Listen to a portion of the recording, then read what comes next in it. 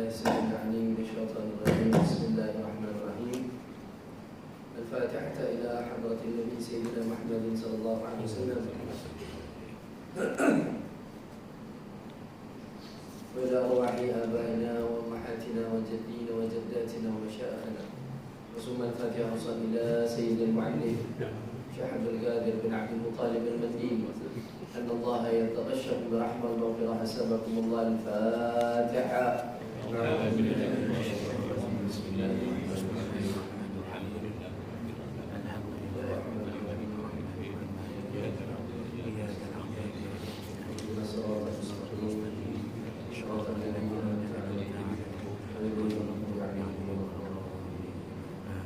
بسم الله الرحمن الرحيم. الحمد لله رب العالمين وبه نستعين على أمور الدنيا والدين وصلى الله وسلم على سيدنا محمد وعلى آله وصحبه أجمعين.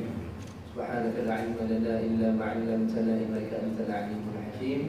رب اشرح لي صدري ويسر لي أمري واحلل عقدة من لساني يفقهوا قولي. رب زدنا علما وارزقنا فهما ولا حول ولا قوة إلا بالله العلي العظيم. أما بعد. Alhamdulillah, kita merapatkan setinggi puja dan syukur kepada Allah Subhanahu wa taala, Rabbul Alamin, Jalla Jalaluhu wa ta'ala ta'ala, dengan segala limpahan rahmat dan kasih sayang daripada Allah Subhanahu wa taala. Alhamdulillah, masih lagi kita dikurniakan nikmat, iaitu dapat kita bersama-sama di dalam rumah Allah Subhanahu wa taala dalam rangka kita menunaikan sembahyang fardu secara berjemaah, dalam rangka kita duduk di dalam majlisul ilm, mana baginda Nabi SAW menyebutkan, apabila kamu lalu di salah satu tempat daripada taman-taman syurganya Allah Subhanahu wa taala, maka farta'u, kata Nabi SAW, singgahlah ila tuzik, ini tempat-tempat yang mengingati akan Allah Subhanahu wa taala. Maka alhamdulillah kita berada di dalam nikmat yang besar. Apatah lagi sekarang ini kita berada pada bulan Zulhijjah. Bulan Zulhijjah ini penting tuan-tuan ya, dia antara salah satu daripada bulan yang diistimewakan oleh Allah Subhanahu wa taala. Maka jangan kita tak istimewakan. Sebutkan di dalam Al-Quran, bulan-bulan di dalam Islam itu ada 12 sama sekali. Dan antara salah satunya minha arba'atun hurum. Di antaranya adalah 4 bulan haram yang diistimewakan oleh Allah Subhanahu wa taala. 3 yang serangkai, iaitulah dia Zulqa'dah, kita dah lepas. Alhamdulillah, mudah-mudahan Allah terima segala amalan kita dalam bulan Zulqa'dah. Allah ampun dosa kita dalam bulan Zulqa'dah. Sekarang ini kita berada pada bulan Zulhijjah. Kemudian bulan satu lagi adalah bulan apa? Bulan Muharram. Setelah itu adalah bulan Rajab yang terasing. Yang terasing. 3 yang serangkai, 1 yang terasing. Maka 3 bulan, 4 bulan ini Allah Subhanahu wa taala istimewakan dia. Allah berikan macam-macam ganjaran, sehingga pahala-pahala ibadat yang telah dilakukan oleh sekalian hamba Allah SWT, Allah suka nak double-doublekan, Allah suka nak ganda-gandakan. Maka jangan kita tak raikan bulan Zulhijjah ini. Firman Allah Subhanahu wa taala, wal fajri wa layalin 'ashr, demi waktu fajar dan demi malam yang 10. Maka khilaf para alim ulama tafsir menyatakan apa itu malam yang 10. Ada yang mengatakan malam yang 10 itu adalah malam 10 terakhir bulan Ramadan, kerana pada malam itu ada Lailatul Qadar. Tetapi ada juga pendapat yang kuat juga adalah 10 awal bagi malam bulan Zulhijjah. Maka kita berada pada bulan Zulhijjah awal 10 malam ini.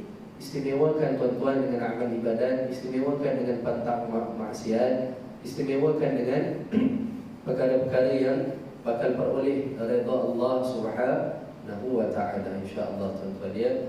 Maka Allah kalau bersumpah dengan sesuatu perkara, sesuatu keadaan, sesuatu situasi, bermakna perkara itu penting ya. Dalam konteks ini surah Al-Fajr, Allah bersumpah dengan apa? Waktu fajar. Bermakna waktu subuh, waktu fajar itu waktu yang penting ya. Kemudian Allah sebutkan demi malam yang 10. Maka malam yang 10 awal ini ulama anjurkan kita macam-macam. Antaranya adalah apa? Aksir min la ilaha illallah, perbanyakkan membaca la ilaha illallah. Sehingga para alim ulama ada menyusun wirid dan zikir untuk 10 malam bulan Zulhijjah, baca sekali pagi dan sekali petang. Itu kiranya yang apa kita bilang paling ringkas lah. Sebetulnya wiridnya bacanya 10 kali, panjang wiridnya disusun. La ilaha illallah adadal layali wad duhur, la ilaha illallah adadal ayyami wasyuhur, la ilaha illallah adada ad'afil ujur. Panjang, panjang disusun. Setiap setiap satu lengkap itu kita baca 10 kali, 10 kali. Apa maksudnya la ilaha illallah adadal layali wad duhur? Tiada Tuhan selain Allah sebanyak malam dan siang. Tiada Tuhan selain Allah, la ilaha illallah adadal ayyami wasyuhur, sebanyak hari dan bulan. Tak cukup dengan pahala la ilaha illallah satu yang kita dah sebutkan itu, lebih besar daripada bumi dan isinya, digandakan lagi sebanyak siang dan malam, digandakan lagi sebanyak hari dan bulan, digandakan lagi la ilaha illallah adadal ramli wal hajar, sebanyak pasir dan batu-batuan di atas muka bumi. Berapa banyak? Allah. Maka sebab itu jangan kita tak istimewakan bulan Zulhijjah. Dan puasanya pada bila 1 hingga 9 Zulhijjah. Ke-9-9-nya adalah sunat muakkadah. Hukumnya sunat muakkad. Apabila sebut sunat muakkad, dia adalah sangat-sangat dituntut. Tak buat, tak berdosa, tetapi sangat-sangat ruginya. Sangat-sangat rugi. 1 hingga 9 Zulhijjah. Paling muakkad sekali di antara 1 hingga 9 adalah bila 8 hari bulan Zulhijjah, iaitu hari Tarwiyah. Hari Tarwiyah ni apa? Hari merenung. Hari sebelum sampai pada sebelum sampai pada hari Arafah, yang besoknya jemaah-jemaah haji akan berwukuf di Arafah, dan semuanya akan bergelar haji setelah itu, dan semuanya akan diampunkan dosa setelah itu. Maka sehari sebelumnya itu dituntut untuk kita merenung. Renung apanya? Renung dosa kita, renung kelakuan kita, renung kecelakaan kita yang telah kita lakukan. Maka hari Tarwiyah 8 Zulhijjah. Lagi sunat muakkad adalah pada bila? Esoknya hari Arafah 9 Zulhijjah. Maka jangan tak puasa pada hari-hari tersebut, sehingga diberikan busyra, kabar gembira kepada orang yang berpuasa pada 9 Zulhijjah, yakni hari Arafah, iaitu Allah Subhanahu Wa Taala tak akan mematikan dia pada tahun ini dan tahun mendatang. Tahun mendatang. Bermakna kalau Allah Taala tak matikan itu, ulama bilang apa? Juga bermaksud Allah Taala bakal mengampunkan dosa dia tahun ini dan tahun mendatang. Maka siapa-siapa tak puasa 9 Zulhijjah, nanti kau jaga-jaga sikitlah. Kemungkinan tahun depan kau mati, begitu tuan-tuan. Maka kita istimewakan bulan Zulhijjah ni, besar sekali penghormatannya, besar sekali kemuliaannya. Kadang-kadang setengah orang Melayu kita raya korban, raya haji ni, dia macam tak umpama, tahu pasal apa? Pasal kau tak ada buat aktivitinya, pasal kau tak ibadat puasanya, pasal kau tak ada lakukan wirid dan zikirnya. Orang lain ada buat. Sebab itu rayanya tu rasa maknanya. Pasal Aidilfitri sebelum tu dia dah puasa sebulan, jadi raya ni pun dia nak sebulan juga, betul-betul dia raikan macam raya kita yang lepas ni lah, sampai jam sana jam sini kan. Tapi raya haji kadang-kadang setengah-setengah tempat, khususnya di bandar-bandar, kadang orang tak umpama sangat budak-budak muda kadang raya haji, ada apa paginya tu semayang Aidilfitri pun tak ada pakai baju Melayu, tak ada apa.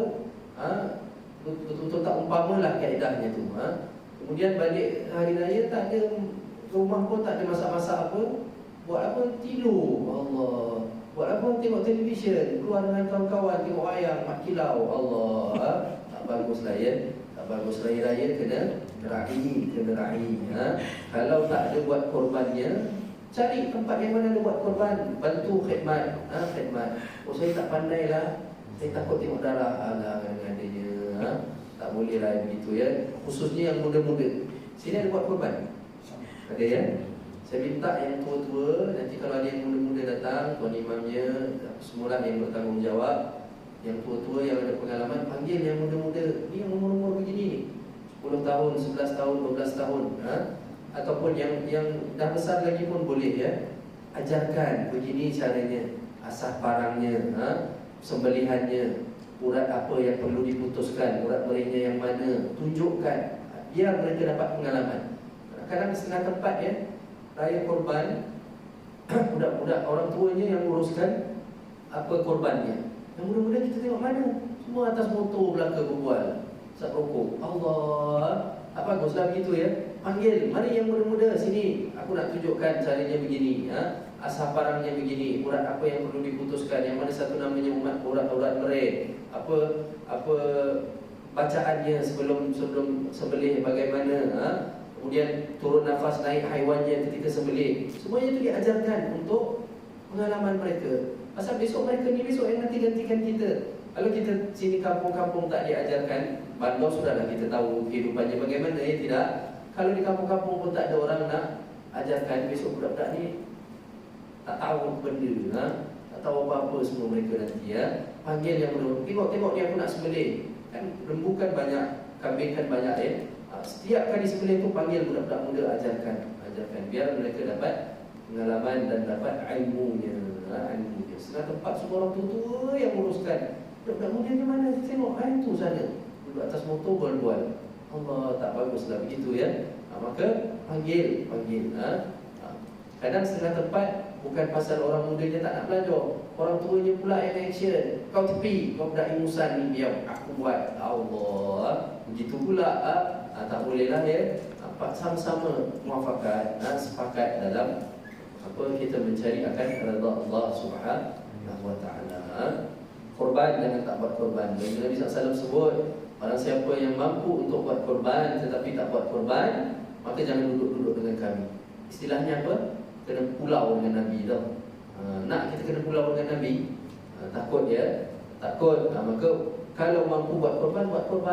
Sepanjang umur tak pernah buat korban, tahun ni alhamdulillah ada rezeki lebih, buat korban. Buat korban. Paling afdal satu nama untuk satu ekor. Satu nama, dia seorang saja untuk satu ekor onta. Onta itu paling afdal sekali. Paling afdal sekali. Tapi dah negeri kita payah nak cari unta nak apa. Tapi ada tahu, ya, ringgit ada orang belum unta kan. Di ringgit ada. Dulu saya pernah tanya 10,000 lebih untuk yang besar dan dewasa lah. Sekarang pasti naik lagi lah harga, ya. Itu saya tanya pun 6-7 tahun lepas. Sekarang 15,000 agaknya ke 20,000 agaknya. Kalau mampu boleh. Nama anak seorang untuk satu ekor onta. Itu paling afdal sekali, ya. Tapi kalau payah urusannya, tak ada orang biasa sembelih onta dan tak faham caranya apa semua, perlu import kadang-kadang daripada negeri Arab bawa ke sini, sampai sini ontanya pun dah lebih, dah jauh sangat perjalanan. Kalau payah, ya, satu nama. Second grade bawah onta adalah apa? Satu nama untuk satu ekor lembu. Third grade bawah lembu apa? Satu nama untuk satu ekor kambing. Kambing apa? Biri-biri. Biri-biri dengan kambing kacang, kambing kampung tu lain jenis, ya. Lain jenis. Dalam kitab pun sebut kalau kambing, kalau biri-biri, lain. Dia tak satu jenis, tak sama. Kemudian fourth grade, yang keempat bawah daripada kambing biri-biri adalah apa? Satu nama untuk satu ekor kambing biasa, kambing kampung tu. Kambing kampung. Kemudian barulah 7 bahagian lembunya. Kemudian barulah 7 bahagian onta dan 7 bahagian lembu. Maka buat korban, jangan tak buat korban. Setengah orang dia ingat korban ni apa tahu, seumur hidup sekali, ya. Pak Haji tak buat korban hari ni. Saya dah buat. Bila? Tahun 96 dulu. Allah, tahun 96 masih kira lagi. Orang tiap-tiap tahun buat korban. Tiap-tiap tahun buat korban. Dan sekarang sebahagian lembunya berapa, ya, harga? Hampir 1,000 juga kan? 800 lebih 900, ya, sebahagian lembu kan. Mahal sekarang. Sebab kita bilang ibadat korban ini perlu kita siapkan bila sebelum Ramadan lagi, sepatutnya kita dah tepikan duit untuk korban. Ataupun masuk saja pada bulan Muharram, bulan baru, terus tepikan duit. Yang ni duit 100, saya tepikan setiap bulan untuk korban akan datang. Bulan Zulhijjah, 10 Zulhijjah akan datang, saya tepikan 100 untuk saya buat korban seekor kambing biri-biri. Sampai pada bulan Zulhijjah, kalau tepikan sebulan 100 cukup tak? Cukup sangat, insya-Allah. Biri-biri 1,200, 1,300 boleh dapat. Maka buat korbanlah, kena ketepikan. Kalau tiba-tiba sekarang ni baru kelam kabut nak cari duit, nak cari apa kan payah, ya. Agak berat juga, besar juga wang ni kita perlu keluarkan. Maka kita kenal orang-orang yang sebetulnya bukan orang senang, tetapi mereka punya kita bilang semangat tu untuk ibadat pada Allah Ta'ala.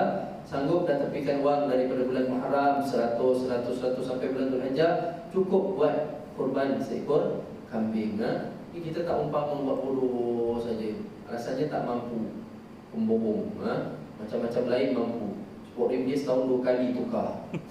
Dia punya exhaust motor berapa kali tukar.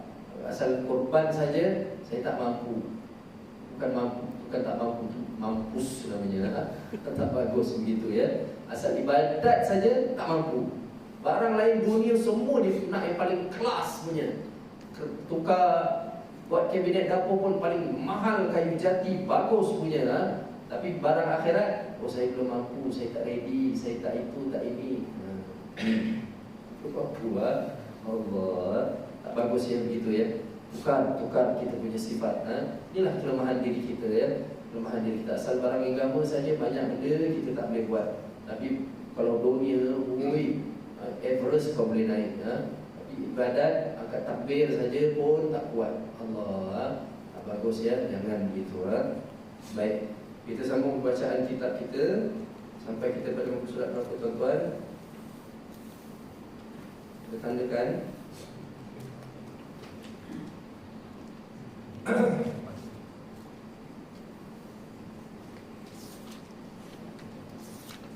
Sampai kita pada muka surat 8. Pak mata ya. Telinga.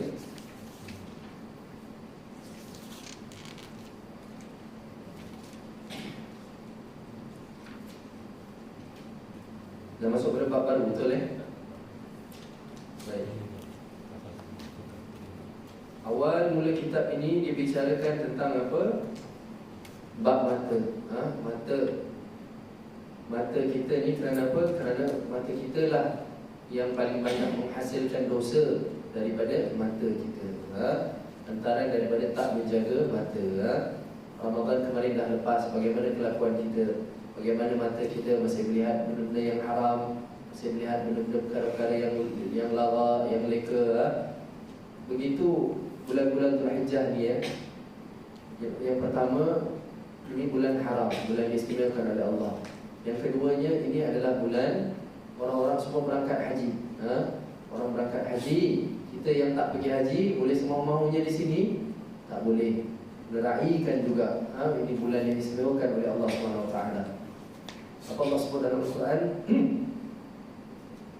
Barang siapa yang telah difardukannya kepada ke atasnya ibadat haji, maka wala rufusa wala fusuqa wala jidala fil hajj.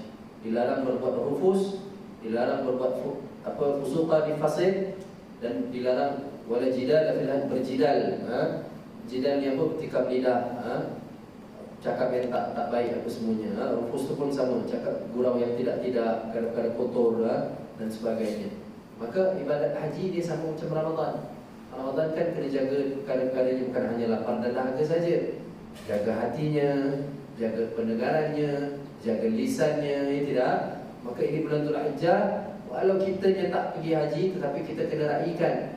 Ada salah saudara kita, saudara mara kita yang sekarang ini sedang melakukan ibadat haji. Maka sayangnya kita pun sebagaimana mereka tengah duduk dalam ibadat, tengah takut amalannya diterima atau tidak, tengah takut Allah dapat redha Allah atau tidak. Semuanya begitu. Pergi tempat lain kita tak ada kisah tau. Orang nak pergi New Zealand, orang nak pergi Australia, orang nak pergi Espanyol lah, umpamanya ya. Tak sedih tau ya. Tapi kalau orang berangkat haji ni, dia punya perasaannya tu semacam sekali ya. Kita hantar atuk kita, kita hantar saudara kita, bapa kita pergi airport, nangis lah kan. Macam pergi dah tak balik lagi. Pasal apa? Pasal ini ibadat yang besar, ibadat haji ya. Maka walau kita yang tak pergi, tetapi kita kena raikan mereka yang di sana. Kerana apa? Man tashabbaha min qaumin fa innahu minhum. Barang siapa yang mencontohi akan sesuatu kaum itu, maka dia salah satu daripadanya. Kita, saudara mara kita, kawan-kawan kita sedang ada berangkat haji di sana, maka kita mencontohi mereka. Bukan contoh pakai ihram lah, di masjid semayang pakai ihram, tidaklah. Tetapi apa? Contoh hati mereka. Yang sekarang hati mereka itu sedang takut, yang sekarang hati mereka itu sedang berlaku taat, yang sekarang hati mereka itu sedang dipandang oleh Allah Subhanahu Wa Taala. Maka kita juga begitu. Kita juga kena begitu ya, kena jaga semuanya. Baik, kita dah selesai bab mata, masuk pada bab baru surat 8 ya. Yang di bawah itu pasal yang kedua pada menyatakan telinga. Bismillahirrahmanirrahim. Qala musannif rahimahullah ta'ala wa nafa'na bihi wa bi'ulumihi fid dharain amin Allahumma amin. Berkata pengarang kitab rahimahullah ta'ala, pasal yang kedua pada menyatakan telinga. Ketahui olehmu bahawasanya telinga itu menjadikan dia oleh Allah Ta'ala bagi engkau kerana beberapa faedah yang bangsa dunia dan beberapa faedah yang bangsa akhirat. Maka setengah daripada segala faedahnya yang bangsa dunia, iaitulah bersedap-sedap dengan yang didengar dan menyampaikan ia kepada memahamkan segala perkataan yang didengar. Itu antara faedah bangsa akhirat, bangsa dunia, iaitu apa? Bersedap-sedap dengan apa yang didengar. Suara isteri kita, suara anak-anak kita, suara kicauan burung-burung, suara haiwan-haiwan yang melata, semuanya itu kiranya termasuk bersedap-sedap dengan apa yang didengar. Ini jangan salah faham ya, sedap-sedap didengar ni bukan kau duduk dengan muzik sampai goyang-goyang kepala, bukan begitu. Ini sedap-sedap dengan apa yang Allah Ta'ala kurniakan di atas muka bumi ini. Macam-macam kita boleh dengar kan? Semua nikmat ya, nikmat. Atau kita dengar bunyi motor, bunyi kereta tu, yang kadang-kadang kita marah, bising lah diorang ni apa semua kan. Sebetulnya nikmat, nikmat. Kalau kita tak dengar bunyi itu semua macam mana? Kita bawa kereta, tak dengar bunyi ada kereta nak potong kita, umpamanya. Kita bawa kereta tak dengar ada motor rupanya di sebelah kita, macam mana? Maka berlaku kecelakaan dan sebagainya. Sebetulnya itu nikmat yang kadang-kadang kita tak sedar. Allah dah jadikan kita tak dengar, maka lepas tu baru kita tahu ya. Lepas tu alhamdulillah yang kita baca kitab begini, ini semua nikmat-nikmat yang selalu manusia lupa. Nikmat yang selalu manusia. Nabi SAW sebut apa? Dua kenikmatan yang sering dilupakan oleh umatku akhir zaman, iaitu apa? Yang pertama, kelapangan waktu. Yang kedua, kesihatan. Dan nikmat sihat. Apabila dah hilang nikmat tersebut, barulah rasa, Allah, kaki aku ni dulu pernah sihat, kaki aku ni dulu pernah boleh lari, kaki aku ni aku pernah gunakan panjat bukit, kaki aku ni aku pernah gunakan untuk tawaf, untuk sa'i, untuk naik Jabal Rahmah umpamanya lah ya. Tapi sekarang ni dah pundung sebelah kaki aku umpamanya ya, dan lantaran sakit, kencing manis dan sebagainya. Maka ketika itu baru kita nak rasa tak syukurnya. Telinga aku dulu pernah dengar yang aku selalu marah budak-budak naik motor bising, yang aku selalu marah budak-budak main mercun bising, dulu pernah dengar. Sekarang Allah Ta'ala dah tarik nikmat ini, peka dah umpamanya. Alhamdulillah kita baca kitab-kitab begini mengingatkan kita kembali kepada nikmat yang sebetulnya setiap kali kita habis sembahyang kau kena angkat tangan doa syukur pada Allah Subhanahu Wa Ta'ala lantaran daripada nikmat-nikmat ini. Tetapi pernah tak kita angkat tangan, ya Allah, terima kasih ya Allah kau bagi aku telinga untuk dengar. Jaranglah orang buat begitu ya. Pasal apa? Semua nikmat pun itu pun orang ada kan. Semua orang perolehi, semua orang dapat. Jadi kurang syukur kita.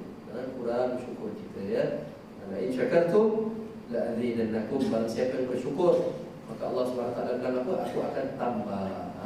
Tambah apa? Telinganya jadi 3, hidungnya jadi 2. Bukan. Tambah apa? Kenikmatannya. Tambah apa? Ketaatannya. Ada telinga, ada mata Allah guna untuk taat.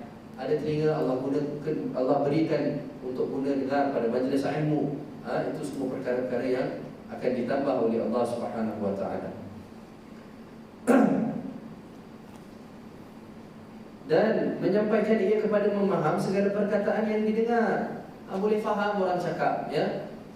Boleh senang jual beli, boleh senang buat urusan dan sebagainya lantaran daripada nikmat mendengar, nikmat telinga kita.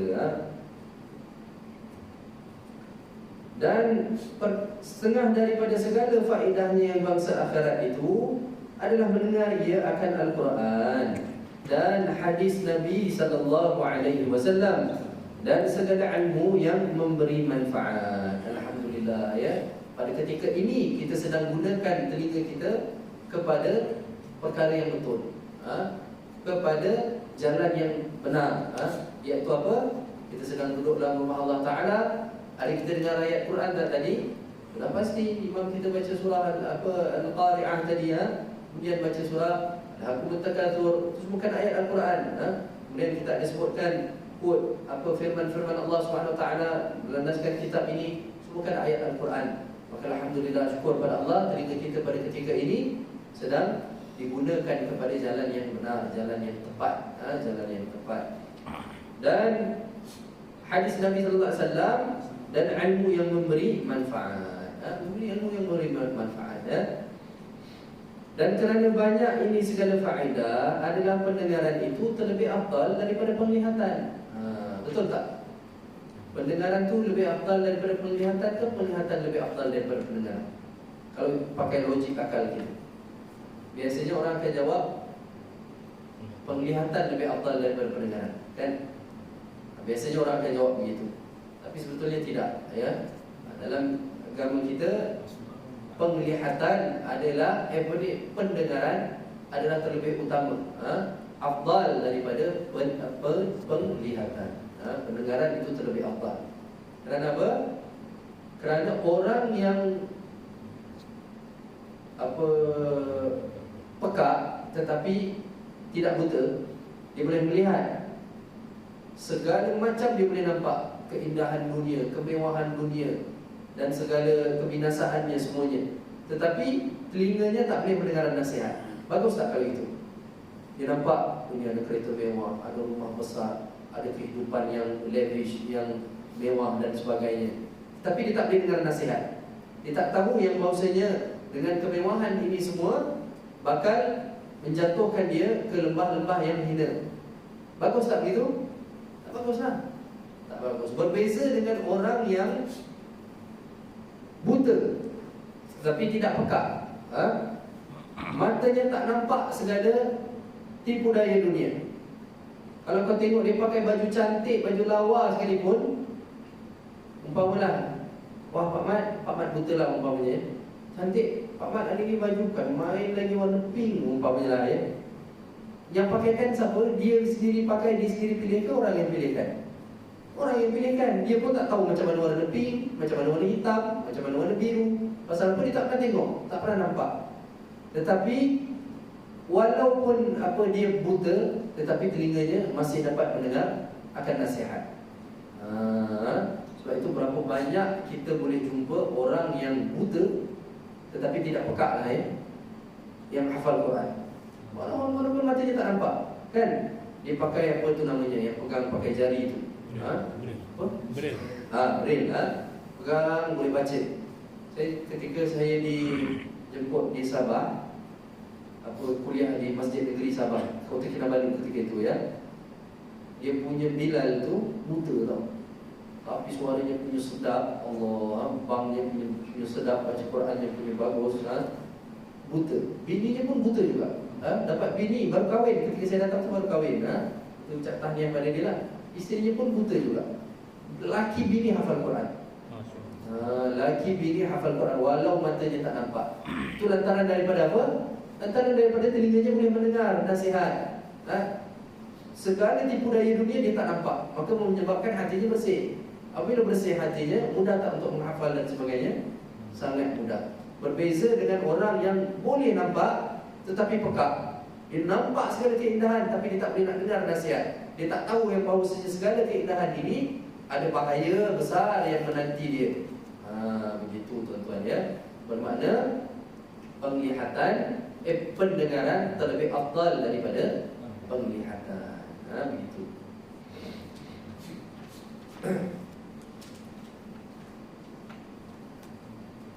Kerana kebanyakan faedah penglihatan itu adalah bangsa dunia, dan kebanyakan faedah pendengaran itu adalah bangsa akhirat. Betul, ya. Mata kita saja sekarang ni kita gunakan, kita buka saja, apa yang kita nampak? Handphone, kamera, nampak kipas, nampak aircon, nampak batu. Semua barang dunia tak? Barang dunia. Tetapi telinga kita sekarang apa yang sedang kita dengarkan?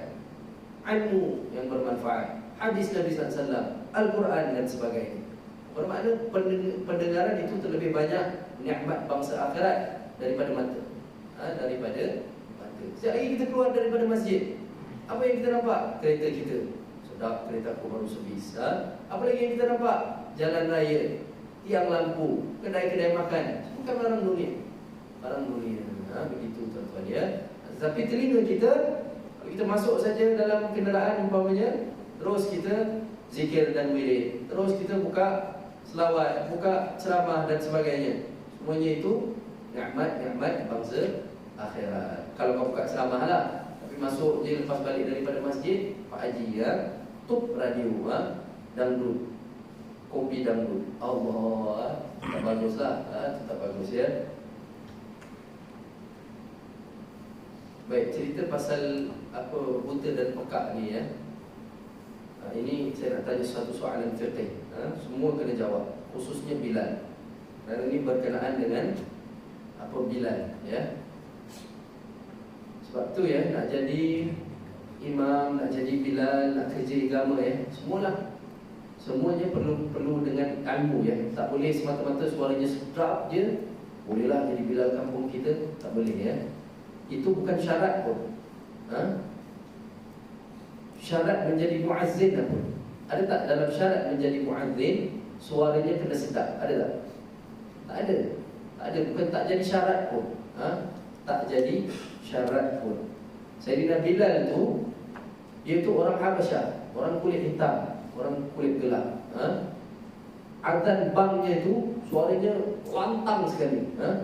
Dan tak ada lengkuk-lengkuk bangnya, tegak aja dia punya bang. Orang Afrika punya style Habasyah. Allahu Akbar, Allahu Akbar. Pesen macam itu dia punya bang.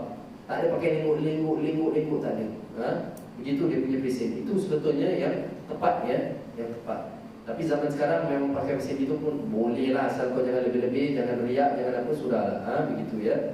Baik. Cerita pasal buta dan pekak ya.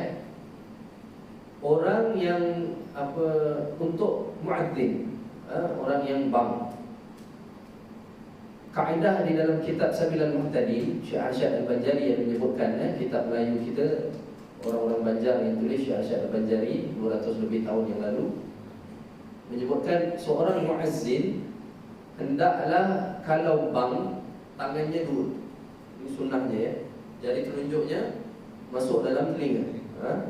Jari ibu jarinya di belakang telinga begitu. Itu antara salah satunya adalah untuk apa? Supaya suara kita itu jelas kedengaran oleh diri kita sendiri, dan apa isyarat bagi orang yang apa peka untuk lihat sama ada ini apa azan ataupun iqamah. Begitu ya. Sama ada itu azan ataupun iqamah. Sebab tu azan bang tangannya dua. Iqamah apa qamat tangannya satu. Itu sunnahnya ya. Sebab tu muadzin-muadzin kena tahu, jangan kau pakai tibai saja. Kadang setengah kita tengok iqamah pun dua, kan main dia punya. Azan tak letak tangan pula. Itu saja. Tak ada orang nampak di dalam bilik azan. Itu saja azan. Tak bagus, tak kena ikut segala sunnah-sunnahnya. Buat kerja Nabi, kena ikut cara Nabi. Kena ikut cara Nabi. Baik, soalan saya nak tanya, untuk orang yang buta, dia untuk membezakan dia sama ada bang dan iqamah, iaitu dengan dia lihat tangan muadzin. Kalau dua, dia masuk, oh ini baru bang. Maka sempat dia masih dan nak sembahyang apa sunat, tahiyatul masjid, nak qabliyah, nak apalah. Tapi kalau dia masuk tangan satu saja, bermakna sudah iqamah. Sudah iqamah bermakna dah tak sempat dah dia nak sembahyang apa semua. Terus ikut masuk dalam saf dan tunaikan sembahyang jemaah. Itu untuk orang yang buta. Untuk orang yang peka macam mana? Macam mana dia nak bezakan? Untuk orang peka macam mana? Untuk orang buta dia nampak kan tangan gini. Itu untuk orang yang peka. Sorry ya. Untuk orang peka. Untuk orang buta macam mana? Macam mana dia nak bezakan azan ataupun iqamah untuk orang buta? Dia dengar suara lah sajalah kita tanya. Dia dengar ni pasal dia tak peka. Jadi tak ada cara. Setelah tempat kita tanya begini, dia bagi orang ni, macam mana ya? Asal dia dengar, tak payah dia nak bezakan. Dia dengar, dia tahu mana satu iqamah, mana satu bang. Begitu tu. tuan-tuan. Faham ya? Ini lawak fiqh namanya. Lawak soalan fiqh. Bermakna orang-orang sini faham hukum lah ya. Bagus, alhamdulillah. Setengah tempat kita menung. Macam mana ustaz ni nak beza macam mana ya? Apa pasal dia dengar? Dia dengar, dia tak payah nak beza lagi ya.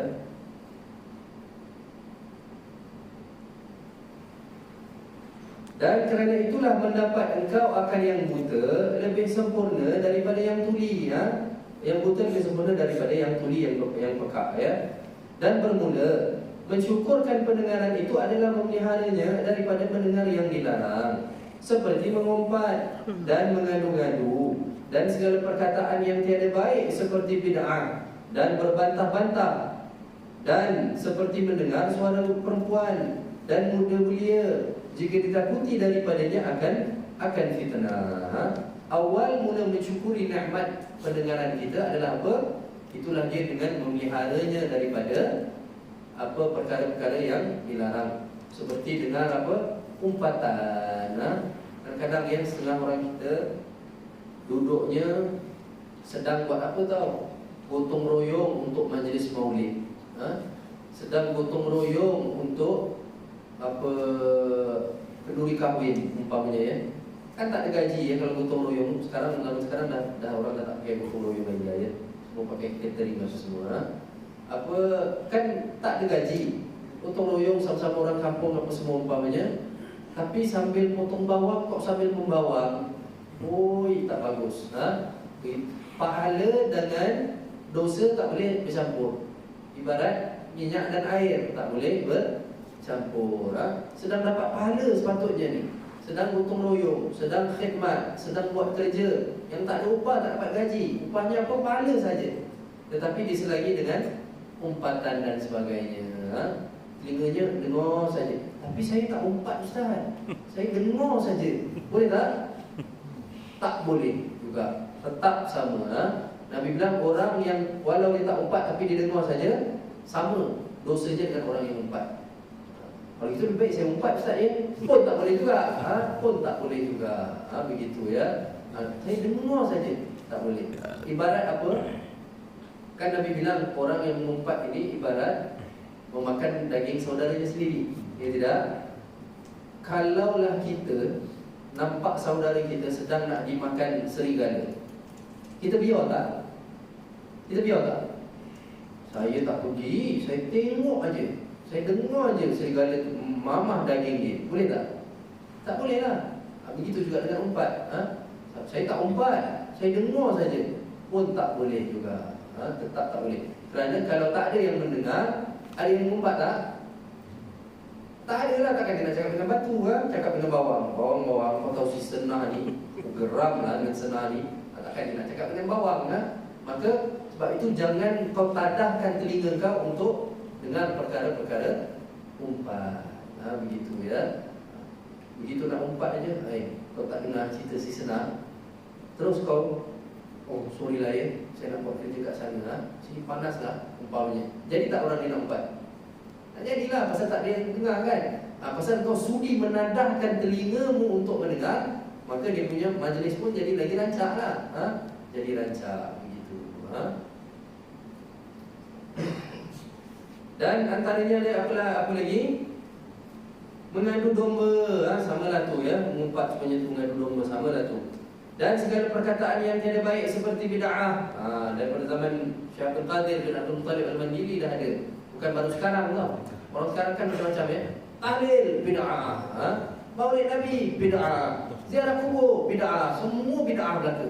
Kan pahaman Wahabi sekarang Allah. Bukan daripada sekarang, dari dulu Syekh Abdul Qadir bin Abdul Muttalib Al-Mandili dah sebut dalam kitabnya. Pahaman-pahaman ini wujud daripada dulu. Asal dia tak tahu aja. Gitu. Kenapa kau tak tahu ya ada amalan gini? Memanglah macam-macam benda kau tak tahu, dosa kau banyak pun kau tak tahu ya tidak? Kita punya dosa dah terampun dari oleh Allah Taala pun kita tak tahu. Macam-macam benda kita tak tahu. Asal kau tak tahu saja perkara itu tak ada ke? Tak semestinya kan? Banyak benda yang kita tak tahu, banyak benda yang kita tak tahu Bab enjin kereta umpamanya kalau bukan bidang kita. Bab kedoktoran, bab bedah, bab apa pun kita tak faham, kita tak tahu. Ada juga dalam bab agama yang kau tak tahu. Bukan asal kau tak tahu saja. Bid'ah ni, Syiah ni, semua benda kau pakai tembak saja orang sekarang kan. Sebab itu nak keluar daripada kegelapan kejahilan itu perlulah dengan ilmu. Dan yang membawa nur cahaya keilmuan itulah dia baginda Nabi sallallahu alaihi wasallam. Asal sikit saja bid'ah. Habis kau buat apa? Yasin ni malam Jumaat bid'ah tau. Ya. Habis awak ganti dengan apa? Habis saya dah dengar ustaz bilang bid'ah. Malam maghrib saya ganti tukar dengan tengok TV. Allah, kan pelik itu ya. Pelik. Dah masuk waktu bang dulu, kemudian kita sambung lagi sikit. Boleh Tuan Imam ya? InsyaAllah. Baik, insyaAllah.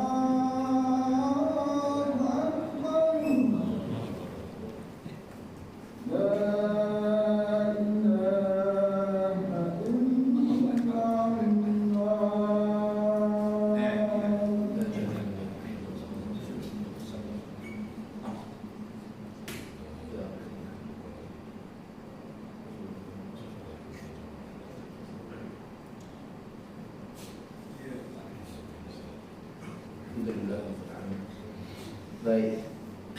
Umpama perkataan bid'ah dan berbantah-bantah, bergaduh tentang apa semuanya itu, dia pun letakkan telinga dengar. Ada orang kepo tak ya? Dia suka tengok orang gaduh. Soal gaduh aja tengok. Dia makin jadi batu apinya. Cukup, lawan. Allah, tak bagus tu semua ya. Tak ada kena-mengena dengan kita kalau kau duduk dalam persengketaan itu untuk apa? Kerana nak meleraikan pergaduhan tersebut, mententeramkan fulan dan fulan umpamanya. Okeylah. Tapi tak ada tujuan. Kenapa awak duduk situ? Kenapa awak tengok? Saja nak tengok nak dengar apa yang digaduhkan. Tak bagus. Menyebuk namanya kepo. Tak boleh ya. Kemudian seperti mendengar suara bidu wanita, suara perempuan yang muda belia, tak boleh ya, kalau ditakuti akan fitnah. Sehingga kan zaman dulu ya, isteri-isteri para sahabat semuanya, mereka tu letak apa tahu, sentiasa kalau ada orang kan, sahabat kan kerja dakwah, dan apabila rumahnya tu sentiasa kedatangan tamu, orang nak tanya hukum, nak tanya apa semua, maka yang di rumah siapa yang ada? Isteri-isterinya. Isteri-isterinya kalau ada orang tamu nak datang, Assalamualaikum, Assalamualaikum, sebelum jawab salam, kemam batu kerikil dulu. Pasal apa? Pasal nak biar orang yang sedang beri salam tu orang lelaki lah. Pasal nak biar suaranya tu jadi tak sedap, jadi orang tak minat nak tengok. Umpamanya sampai begitu sekali, jaga punya jaga. Kita sekarang, Waalaikumsalam, abang tak ada, masuklah dulu, saya buatkan kopi. Masuk. Allah, tak boleh ya, tak boleh. Isteri sahabat sampai kemam batu kerikil, Waalaikumsalam, agaknya suaranya jadi sengau ke jadi apalah. Pasal nak buat orang tak minat dengan dia, pasal takut jadi fitnah. Tak boleh, kecuali kalau ada urusan seperti berjual beli di pasar dan semua dan sebagainya. Itu pun kau kena. Sebab tu bagus kalau kita pergi pasar pergi apa, tengok anak makcik jual ikan, bawa anak darahnya, umpamalah tolong bantu. Anak darahnya sombong, cakapnya kasar, bagus. Itu macam itu macam biar orang tak minat. Dia cakap, bang, beli ikan bang. Tak boleh ya, tak boleh ya. Dan seperti suara biduan, suara wanita, perempuan apabila ditakuti akan fitnah. Dan seperti mendengar perkakas permainan yang diharamkan seperti serunai dan gendang. Dan jangan engkau tertipu disebabkan mereka yang menghalalkan akan mendengar umpama serunai itu. Bukan semua serunai ya, ada jenis-jenisnya. Gendang pun bukan semua gendang, ada jenis-jenisnya. Ada jenis-jenisnya. Ada satu serunai yang tiup tepi punya tu. Tiupnya pakai kat tepi. Pendek aja, apa namanya? Harmonika. Harmonika. Itu tak boleh. Itu haram. Pasal bunyinya sedap. Kemudian kalau serunai yang panjang biasa tu, itu tak menjadi apa? Tak menjadi, yang tutup pakai lubang kan. Budak-budak sekolah main pakai apa tu? Tu boleh apa? Decoder apa lagi lah. Itu tak menjadi apa? Tak semua serunai, dia ada jenis-jenisnya. Kena rujuk kitab lah, alim ulama ada senaraikan apa jenis-jenisnya. Gendang pun tak semua gendang. Yang besar pukul 2 apa? Tabla boleh. Kompang-kompang kita semua boleh.